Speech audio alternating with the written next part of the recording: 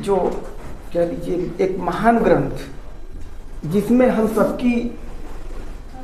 सबका भविष्य है, जिनसे हमारा जुड़ा हुआ है, और इनको आपके समक्ष आप हमारे समक्ष एक साथ वाचन करते हुए हम इस कार्यक्रम का शुरुआत करते हैं। तो आइए हमारे साथ अपने संविधान की उद्देशिका को, इससे आपको अपनी संविधान की मूल भावनाओं को समझने का अवसर मिलेगा कि हमारा संविधान क्या चाहता है, हम बच्चों में कैसा परिवर्तन करना चाहते हैं, इसके साथ साथ इनसे जुड़ा हुआ हम देश कैसा बनाना चाहते हैं, और इसके बनाने का पूरा मार्ग इसमें दिया हुआ है। ये इसको जब गहराई से आप पढ़ोगे, आप हमारे साथ उच्चारण भी करोगे, और जब समझने का प्रयास करोगे तो इसमें आप लोगों को लगेगा कि वास्तव में ये कितना महान ग्रंथ है, और हमें इसको जितनी श्रद्धा और सम्मान से हम आत्मसात करेंगे, हम आगे इस देश को, इसके भविष्य को आप जो है बना पाएंगे। तो मेरे साथ सभी प्यारे बच्चों और हमारे साथी जो है इसका वाचन करें, उच्चारण करें। हम भारत के लोग, भारत को एक संपूर्ण प्रभुत्व संपन्न, समाजवादी, पंथ निरपेक्ष, लोकतंत्रात्मक गणराज्य बनाने के लिए तथा उसके समस्त नागरिकों को सामाजिक, आर्थिक और राजनैतिक न्याय, विचार, अभिव्यक्ति, विश्वास, धर्म और उपासना की स्वतंत्रता, प्रतिष्ठा और अवसर की क्षमता,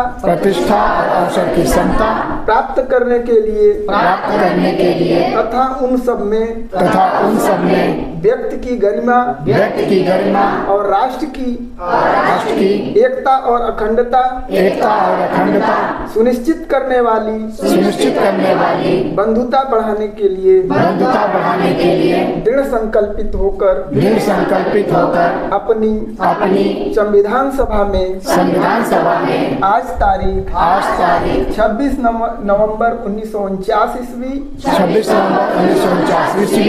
मिति मार्क्सिस्ट शुक्ल सप्तमी संवत 2006 विक्रमी को एतद द्वारा इस संविधान को अंगीकृत, अधिनियमित और आत्मार्पित करते हैं। धन्यवाद। बच्चों, मुख्य विषय पर आने के पहले अभी आपने संविधान की उद्देशिका का पाठ किया। ये उद्देशिका यानी पूरे संविधान का उद्देश्य क्या है, इस उद्देशिका में अभी आपने पाठ किया, और हमको लग रहा है कि आप लोगों ने पहली बार पाठ किया होगा, ऐसा ही है? इसके पहले देश जिस व्यवस्था से चलता है, देश के कर्णधारों को अगर उस व्यवस्था के बारे में नहीं बताया जाएगा तो देश में बहुत से ऐसी शक्तियां हैं जो अपने वर्चस्वता को कायम करने के लिए लगी हुई हैं। इस संविधान सभा में 300 से ज़्यादा लोग रहे, लेकिन मुख्य रूप से लगभग 287 लोगों ने पार्टिसिपेट किया था, और संविधान सभा के समाप्त होने के कुछ दिन पहले ही उद्देशिका को लाया गया था। वो संविधान के निर्माण के विषय में उन चीज़ों को हम लोग रखते हैं। आपको यह जानना ज़रूरी है कि हमारी उद्देशिका क्या कही है। आप में से कोई बता सकता है, अभी आपने पाठ किया है तो आपकी क्या समझ में आया है? कोई बता सकता है? घबराइए मत, गलत होगा कोई बात नहीं, प्रयास कीजिए। आपकी एनवीसी का मतलब है नॉन वायलेंस कम्युनिकेशन, अहिंसक संचार। है ना। इस अहिंसक संचार का जन्मदाता भारत में अगर कहीं से है तो वो बुद्धिज्म से है, और आपकी जो उद्देशिका है यह बुद्धिज्म पे फोकस करती है। बुद्धिज्म का मतलब धम्म, भगवान बुद्ध का धम्म। वो कैसे है? जो बात आ गई समाजवादी पंथ निरपेक्ष लोकतंत्रात्मक गणराज्य की, तो हमारा भारत कैसा होना चाहिए? समाजवादी। मतलब जो भारत में समाज है सबका प्रतिनिधित्व, जो भी लाभ मिले सबको मिले, है ना। देखो चिड़िया भी समर्थन कर रही है? पंथ निरपेक्ष बहुत सारे संप्रदाय हमारे यहाँ हैं। मैं धर्म का नाम नहीं ले रहा हूँ, क्योंकि संप्रदाय और धर्म में बहुत अंतर होता है। संप्रदाय में एक काल्पनिक ईश्वर होता है, उसका लोक होता है। कोई कहता है ना विष्णु लोक, शिव लोक कहते हैं ना, वो एक लोक होता है। चाहे वो कुरान में हो, बाइबल में हो, गुरु ग्रंथ में हो, या आपके हिंदू संप्रदाय में हो, वो धर्म नहीं है। धर्म के कुछ लक्षण है जो कहीं परमिताओं के नाम से जाना जाता है, जिसमें क्षमा, शील, करुणा, शुद्धता, इस तरह के गीता में 10 लक्षण बताए गए हैं, वेदों में 8 लक्षण बताए गए हैं। वो धर्म होता है। और धर्म क्या बताता है? मानवता को, ह्यूमैनिटी। अगर आपका आचरण एक मानव के विपरीत है, उसके साथ हिंसा करता है, उसकी गरिमा को तार तार करता है, तो वो धर्म नहीं है। हमारा संविधान क्या कहता है? समता। अभी आपने लिया ना, प्रतिष्ठा और अवसर में समता। तो प्रतिष्ठा क्या है?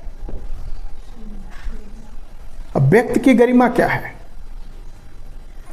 हर इंडिविजुअल, हर व्यक्ति, व्यक्ति मीन्स मानव, वहाँ जेंडर का विभेद नहीं है, ठीक है ना। वो लड़की हो, लड़का हो, ठीक है, या थर्ड जेंडर हो, जो मानव की शक्ल में है, उनके साथ समानता का व्यवहार। समानता का मतलब क्या? एक समान। अब एक समान का क्या मतलब होगा? आपका कुछ और समान हो सकता है, आपका कुछ और हो सकता है ना। हर क्षेत्र में इक्वालिटी। वो इक्वालिटी कहाँ से आती है? अपने से। हम आपके जगह अपने को रखकर सोचें तो हम कैसा महसूस करते हैं, वहाँ से जो भाव प्रकट होता है वही समानता की ओर लेकर, ठीक है। अगर हम ऊंच नीच की बात करेंगे, हम ब्राह्मण हैं, हम क्षत्रिय हैं, तो वो फलाने हैं, डिमका है, तो समानता नहीं आ सकती। तो मानव के बीच में समानता, प्रतिष्ठा, यानी वो समानता देनी है आपको, उसकी इज्जत है ना, उसकी वैल्यू जो है उसको हम अपनी वैल्यू की तरह माने। तब बताइए, हमारे यहाँ आदमी और औरत है ना, मेल और फीमेल में अंतर क्यों मानते हैं? ऐसा होना चाहिए क्या? लेकिन हो रहा है। आपके साथ भी होता होगा। आपके कंपैरिजन में आपके भाई को कुछ ज़्यादा सुविधा मिलती होगी, हैं? ऐसा है कि नहीं? घर में तो होता है ना। तो वो अभी आप देखेंगे कि कॉन्स्टिट्यूशन में जेंडर इक्वलिटी भी है, ठीक है। आर्टिकल 15 है, वो साफ साफ कहता है जन्म स्थान, लिंग यानी जेंडर, भाषा, क्षेत्र, इसके आधार पर कोई भेदभाव नहीं होना चाहिए, ठीक है। लेकिन आप देखेंगे सब जगह ये हो रहा है। अभी साउथ वाला कोई आके बैठ जाएगा आपके बीच में तो आप कहोगे मद्रासी है तो तेलुगु है तो ये है तो वो है। मेघालय वाला आ जाएगा तो उसके साथ इस तरह करोगे, मिजोरम वाला आ जाएगा इसके साथ इस तरह करोगे, तो समानता नहीं हुआ ना। तो इस समता को प्रमोट करना है? फिर एक सबसे पहले क्या आया? न्याय, सामाजिक, आर्थिक और राजनीतिक न्याय। इसका मतलब क्या हुआ? सामाजिक न्याय का मतलब क्या हुआ? ठीक है। और सोशल जस्टिस है ना। तो सोशल जस्टिस के अंदर इसका साफ साफ मतलब होता है कि सभी समाज के साथ, सभी समाज के सदस्यों के साथ हमने न्याय करना चाहिए। तो न्याय करने का क्या परिधि है? मान लीजिए वो 4 दिन से भूखा है, आप 1 दिन से भूखे हो, तो सबसे पहले भोजन किसको देना चाहिए? है ना। तो जब 4 दिन वाले को पहले भोजन दे रहे हो, 1 दिन वाले को थोड़ा रोक रहे हो, ठीक है। अब मान लीजिए किसी की हाइट 4.5 फीट है, किसी की हाइट 6 फीट है, किसी की हाइट 5.5 फीट है, और आगे एक बाउंड्री वॉल लगा हुआ है, उस पर क्रिकेट का मैच चल रहा है। अब इन तीनों को देखना है, तो वो बाउंड्री वॉल जो 5 फीट का है वो 4.5 फीट वाला देख पाएगा? अगर इक्वलिटी के ग्राउंड पे खड़ा रहेगा तो नहीं देख पाएगा। 5 फीट वाला थोड़ा उचक के देखेगा और 6 फीट वाला तो खड़े खड़े देखेगा। तो जो उचक के खड़ा हो रहा है उसको भी थोड़ा अपलिफ्ट किया जाए, और जो देख ही नहीं पा रहा है उसको भी थोड़ा उठाया जाए। तो जो नहीं देख पा रहा है उसकी स्टूल तो ऊंची होगी ना, और जो उचक के देख रहा है उसकी स्टूल थोड़ी, और जो आराम से देख रहा है उसको स्टूल की जरूरत तो है नहीं। यह है सोशल जस्टिस, इसको बोलते हैं इक्विटी। और इसी को आगे चल के बोला गया अफर्मेटिव एक्शन, सकारात्मक क्रिया। तो जो संविधान में आरक्षण आया है, चाहे वो महिला के लिए हो या सामाजिक जातियों के आधार पर हो, वो इसी फार्मूले पर आया है, इक्विटी के फार्मूले पर, जिससे कि लोगों को एक अनइक्वल ट्रीट करते हुए। अभी क्या अनइक्वल क्या हुआ? एक की स्टूल ऊंची है, एक की छोटी है, और एक बिना स्टूल का है।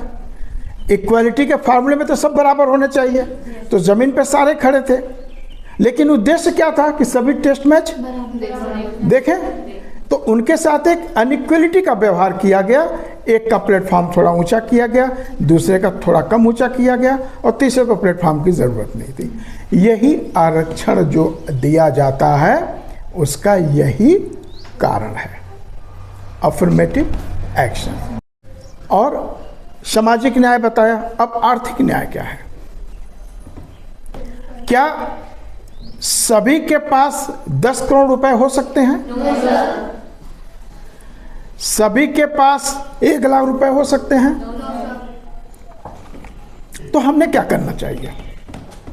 तो आर्थिक न्याय क्या है कि जो देश का संपत्ति और संसाधन है उसमें सभी को उनकी क्षमता के अनुसार हिस्सा मिलना। बात समझ गए? तो वो कैसे किया जाता है? जो सक्षम लोग हैं उनसे टैक्स लिया जाता है, और जो असक्षम लोग हैं उससे उनका प्रतिपालन किया जाता है ना। तो जो जितना धनी होगा वो उतना ज़्यादा टैक्स लेगा, वो देता है और वो नीचे डिस्ट्रीब्यूट किया जाता है। तो कैसे डिस्ट्रीब्यूट होता है? तो देश में कल्याणकारी योजनाएं चलती हैं, जैसे आप लोगों ने वृद्धा पेंशन सुना होगा, मातृत्व लाभ सुना होगा, है ना। कभी आप लोगों को अभी तो स्कूटी बांटने का कुछ आया था, हैं कि इंटर में जो अच्छे स्कॉलर रहेंगे उनको स्कूटी दिया जाएगा, लैपटॉप दिया जाएगा, टैबलेट दिया जाएगा, साइकिल दिया जाएगा, ये सब था ना। और सबको नहीं दिया गया होगा, है ना। उसमें जो मेरिटोरियस रहे होंगे या जो कमज़ोर परिवार के रहे होंगे उनको ये मदद दी गई होगी। तो ये पैसे कहाँ से आए? टैक्स से आए। तो ये आर्थिक न्याय है, और ये आर्थिक न्याय सुनिश्चित करने के लिए कॉन्स्टिट्यूशन में डायरेक्टिव प्रिंसिपल के तहत ये कहा गया है कि कोई भी धन का संकेंद्रीकरण न करे। मतलब धन संपदा किसी एक के पास इकट्ठा न हो, वो सरकार के पास होना चाहिए, तो सरकार उसको कल्याणकारी राज्य के रूप में सभी को देगी। तो आज क्या हो रहा है? आज 2-4 परिवार कारपोरेट के बहुत ज़्यादा पैसा, और सबसे मजे की बात कि उनको सबसे ज़्यादा पैसा मिल रहा है और बैंक भी उतना ही लोन दे रहा है, और इस तरह से दे रहा है कि बैंक से लोन लेकर वो उसी बैंक को खरीद रहा है। इससे क्या होगा? हमारे यहाँ बेरोजगारी, भूखमरी, है ना, ये बढ़ेगी। तो संविधान में वो सारे रोकने की व्यवस्था की गई है। अब चूंकि आप संविधान को जानते नहीं, अपने अधिकार को जानते नहीं, तो कैसे आप रोकोगे? नहीं रोक पा रहे ना, यही कारण है। अगर आप संविधान को जाने, संविधान में दिए गए अधिकारों को जाने, उसके अनुच्छेदों को जाने, तो आप अपनी आवाज़ उठा सकते हैं। लड़ने का ये मतलब नहीं कि लाठी लेकर पीटना, ठीक है। आर्टिकल 19 जो आपको स्वतंत्रता का अधिकार देती है, किस चीज़ की स्वतंत्रता? आप अपने संगठन बना सकते हैं। इसमें ला का कोई विद्यार्थी तो नहीं है? किस किस विषय के हैं इसमें? सोशियोलॉजी और पॉलिटिकल साइंस। चलिए हमारे ही विषय के लोग और मिक्स हैं। चलिए, तो ये जो चीज़ है जो हमने अभी आपको बताया, अगर आप इसकी जानकारी रखेंगे तो अपने संगठन बना सकते हैं, अपनी आवाज़ उठा सकते हैं, और उसके लिए शांतिपूर्ण तरीके से आप धरना प्रदर्शन भी कर सकते हैं।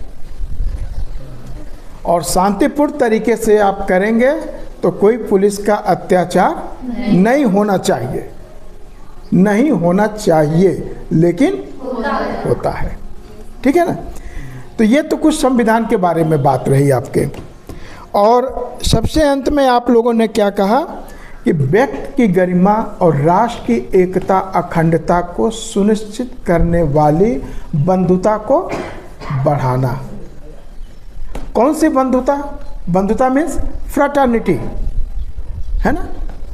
अंग्रेजी में बंधुता के बहुत से आपको सिनोनिम्स मिलेंगे, पर्यायवाची मिलेंगे। तो यहाँ सबसे सुंदर जो सिनोनिम्स है वो है फ्रेटर्निटी। आप बंधुता को ब्रदरहुड भी कह सकते हो, है ना। तो जो ये बंधुता है इसको बढ़ाना है। तो बंधुता क्या चाहती है, ये हम आपको नॉन वायलेंस कम्युनिकेशन के तहत बताने जा रहे हैं।